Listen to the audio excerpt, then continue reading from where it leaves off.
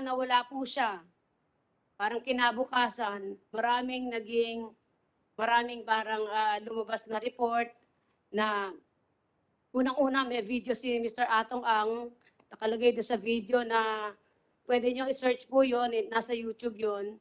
Yung video niya, sinasabing kayong mga master agent, kayong mga nagchochope, nagko-cloning.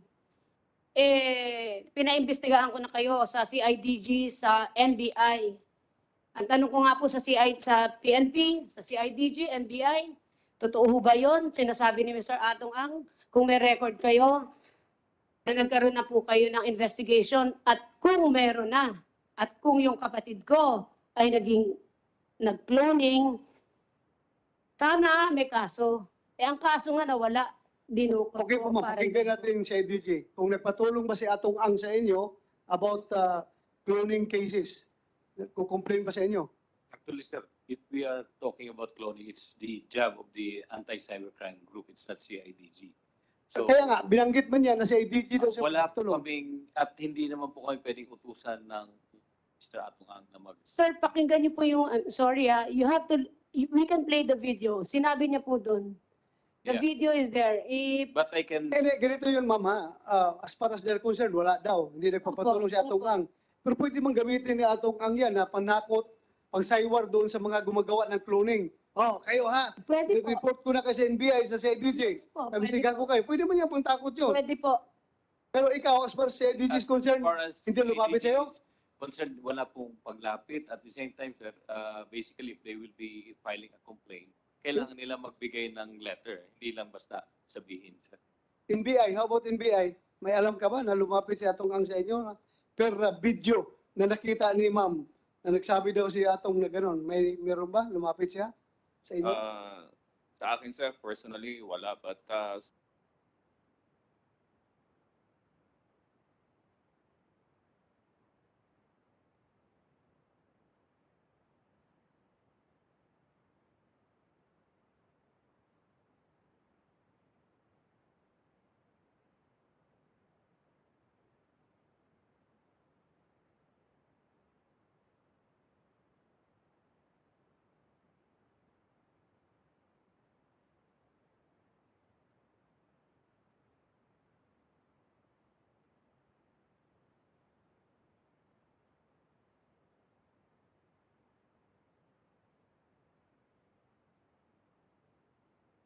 Meron siyang dalawang kapartner, si Glenn Herman at si Jeffrey Cruz. Ngayon The information that we're getting is that na-monitor nga na meron pumapasok na involving mga chope operation. In other words, may pumapasok doon sa kanyang account na namo-monitor. Bakit ang pattern? Pagka yung natatalo yung chope, sa kanya pumapasok. Nagbe-bet din siya, in other words. Nakikisali. So, yun ang information. I would just, kasi nabanggit kanina ni Ms. Lasco, di ba? Gusto niya i-clear ang pangalan niya sa opisina. Ibig sabihin, may problema siya. Gusto niya i-clear, gusto niya ipaliwanag. That was the day before he was abducted. So, yun, dinugtong ko lang doon sa information na mukhang may mga pumapasok na pera doon sa kanyang account. Pero ang pattern nga, basta involving chope operation, meron po ang papasok sa kanya. So, ibig sabihin, alam niyo yung panunyope. I don't know. No? This is information that we're validating, and we're trying to validate. Tatanong ko lang sa inyo, baka may alam din kayo in that regard. Doon po sa ganong case, wala po talagang idea doon sa panyope. Hindi po niya, kasi sa totoo lang, may pera na po talaga yan before pa yan. Passion niya lang talaga yung manok actually. I'm just relaying it to you, no? Opo. For whatever it's worth. Sir, can I continue?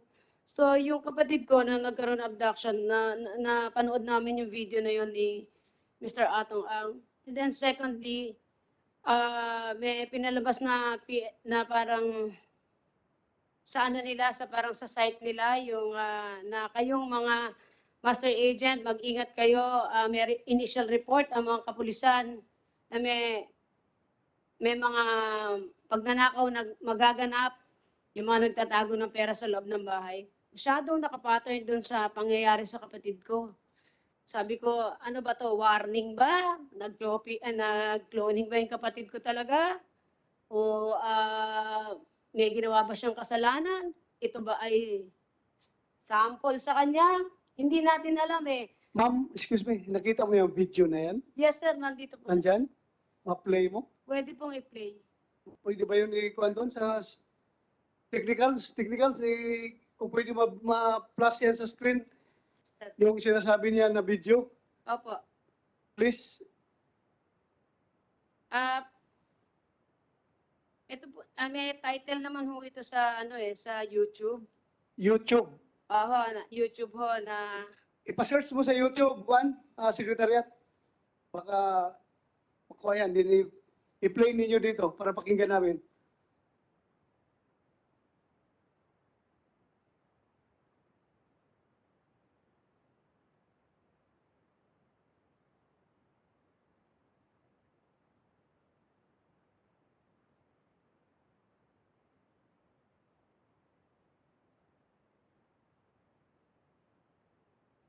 warning po, nakalagay po dyan, warning ni Mr. Atong sa mga nagchochope. Kasama na po yun.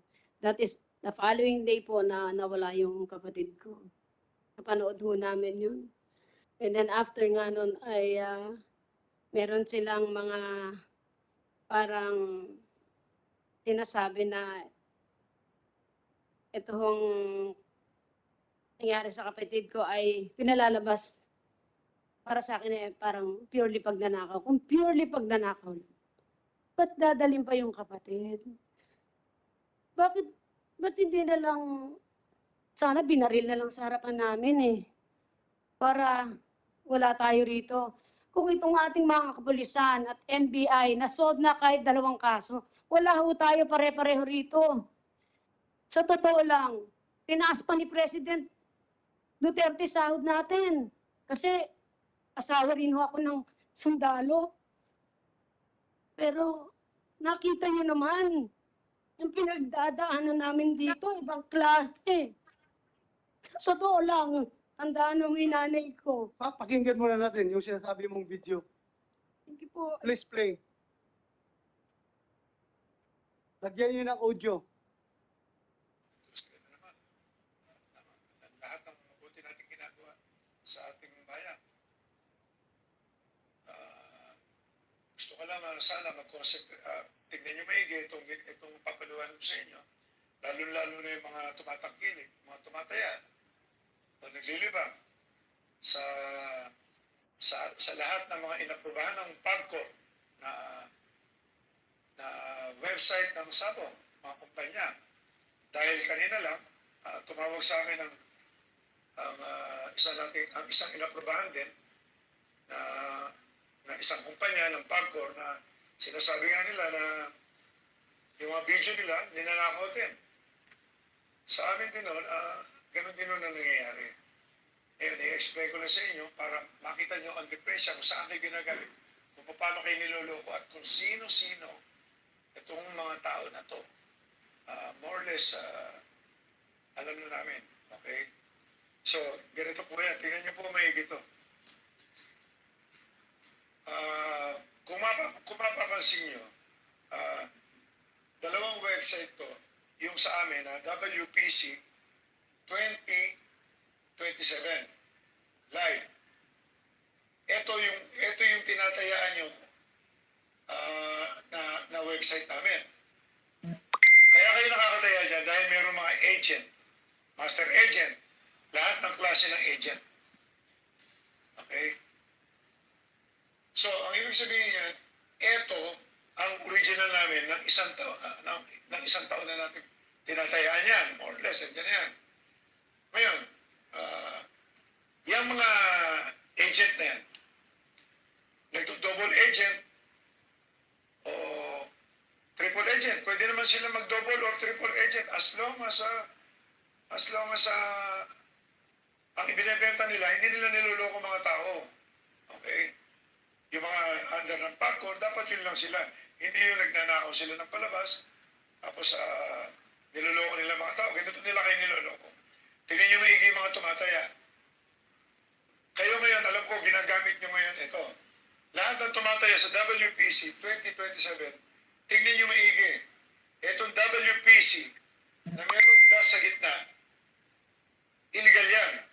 Tingnan nyo ang ginawa ng mga tarantadong yan. Pinareho nila, pareho lahat, ninako nila ang video namin, gumawa sila ng domain, lahat pare-pareho, yung mukha niya, lahat pareho.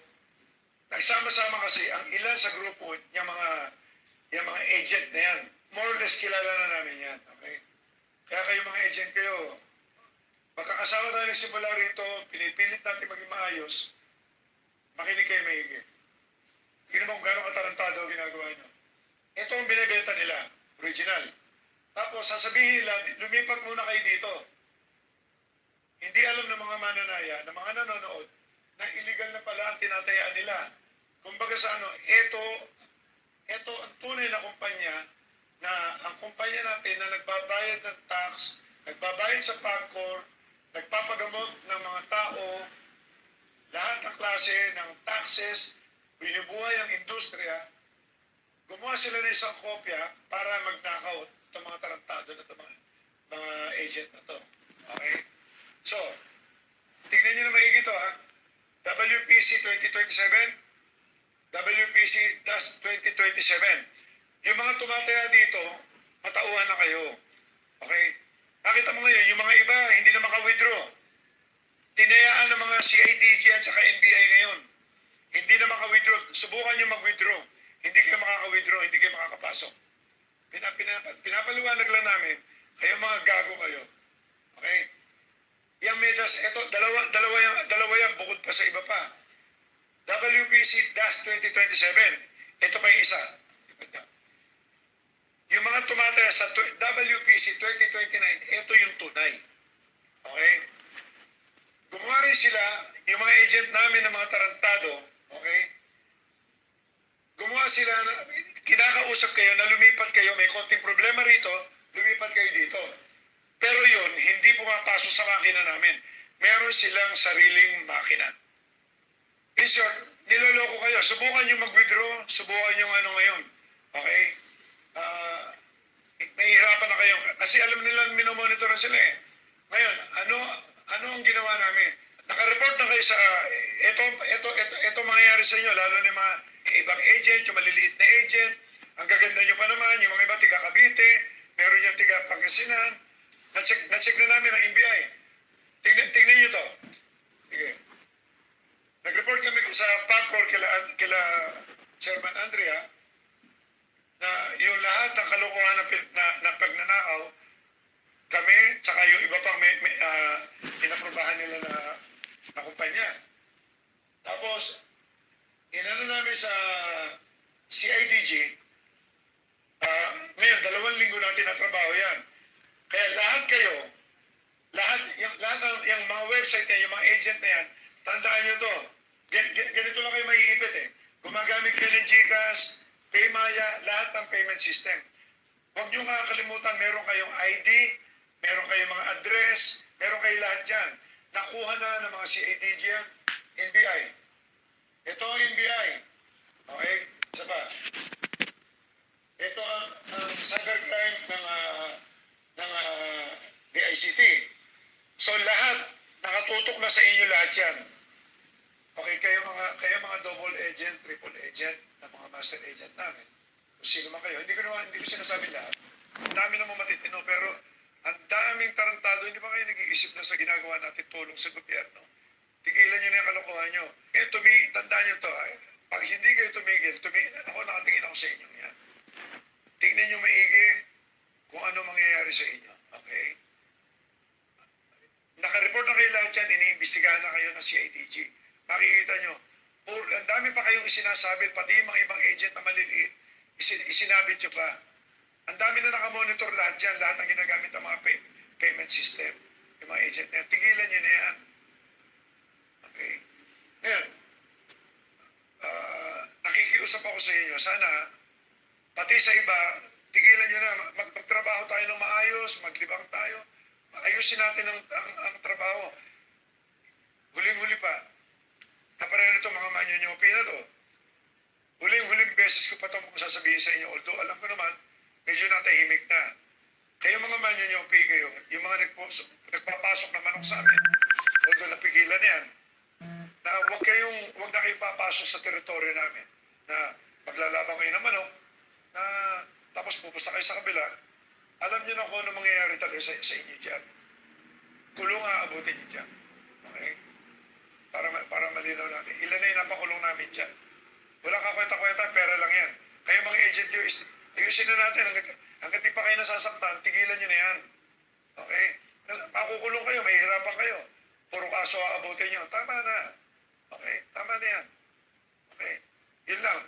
Paalala ko lang, sa mga tumataya, tignan nyo lang lahat ang Okay na. pinapasukan nyo. Stop na. Meron ba? Sige, tuloy. Sige, tuloy. Pagka may 2027 na meron DAS, kausapin niyo yung mga master agent nyo. Sabihin nyo, yung walang DAS ang tatayaan nyo. Kung makakausap nyo pa ngayon, ha? Kasi ang balita ko, hindi na nakakausap yung mga agent. Yung 2029, ganun din. Kung tataya kayo doon sa wala ng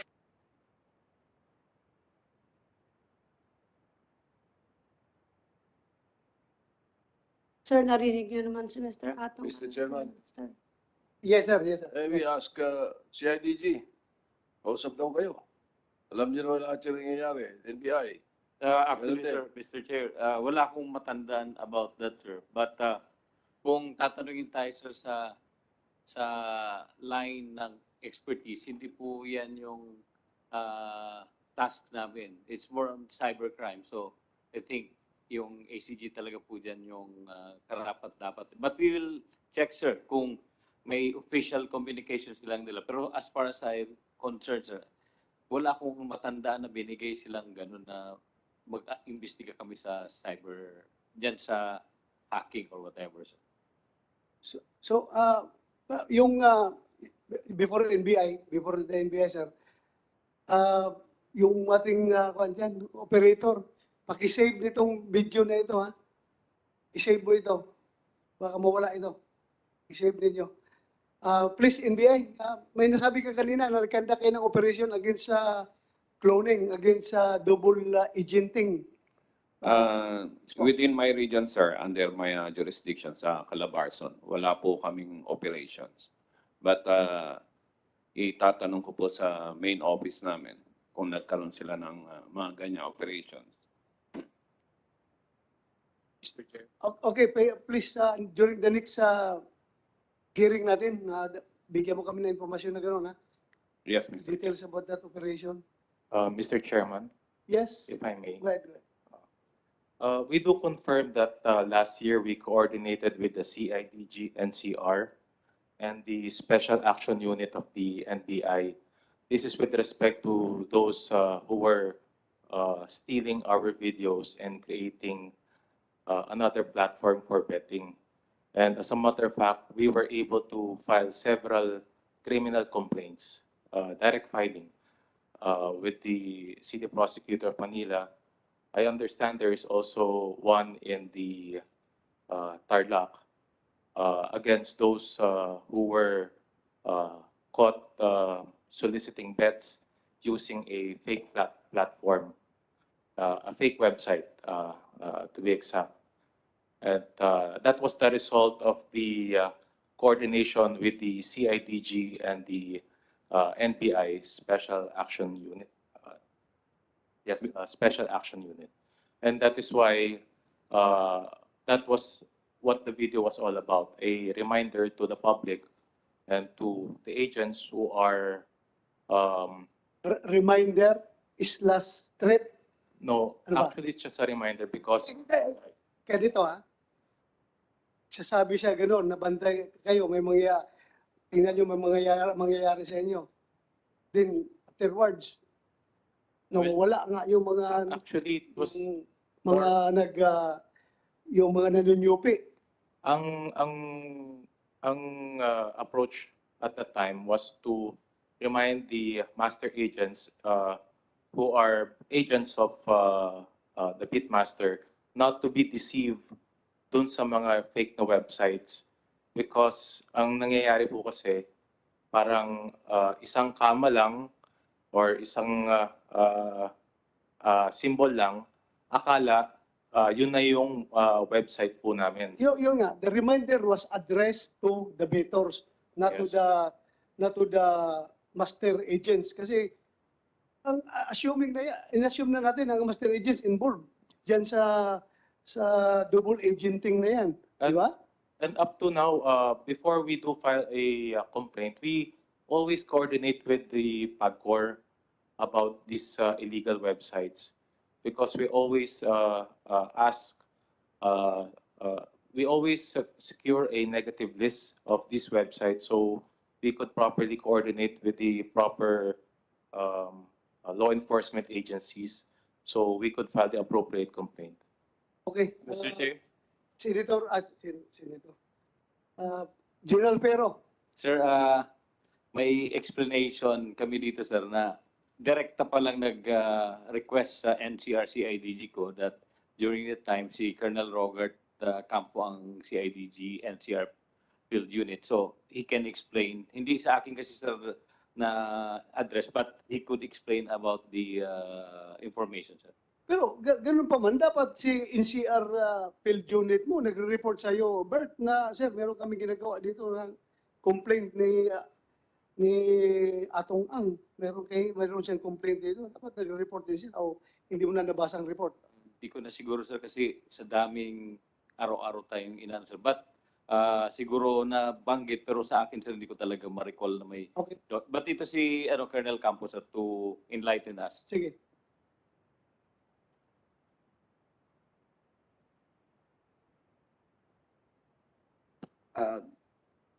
Good evening po, sir. Good evening. Sir, I was the former regional chief of NCR CIDG last year, sir. Then, may formal request naman po na ipinadala ang Lucky 8 noon sa amin. And even sa cybercrime, may pinadala din yun. And then, pinag-aralan po namin talaga